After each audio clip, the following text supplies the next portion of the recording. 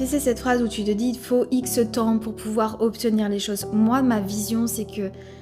pour moi, le temps n'existe pas. Il ne faut pas X temps pour pouvoir obtenir ce que l'on désire. Je pense que c'est une forme de conception vraiment humaine, purement humaine, que de croire qu'il faut tout un process, qu'il faut une forme de gestation, une forme de progression pour pouvoir obtenir les choses. Je sais que le monde autour de nous est régi par ces phases, par ces saisons, mais quand tu ramènes ça sur la partie quantique, quand tu ramènes ça sur la partie énergétique, la matière s'organise toujours à partir de l'information que tu lui transmets, à partir de l'information que tu lui ordonnes. Donc qu'est-ce qui fait que on ne s'autoriserait pas justement à ce que la matière s'organise et se crée immédiatement, instantanément, avec une vraie permission intérieure que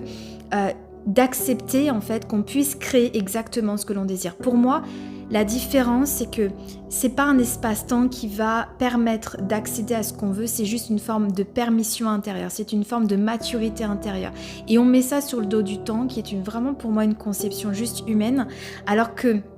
c'est la question, c'est à quel point je peux être le réceptacle de ça, à quel point je peux amplifier ma capacité à tenir ce que je désire et du coup d'accepter et d'autoriser aussi ce que je désire et ce que je veux créer. Je pense que ce qu'on appelle le temps pour pouvoir obtenir ce que l'on veut, c'est juste la forme d'acceptation et d'amplification intérieure, donc tout ce qui est autorisation, permission et puis valider intérieurement que c'est vraiment ça que je veux, en enlevant en fait tous les boucliers, en enlevant tous les pare-feux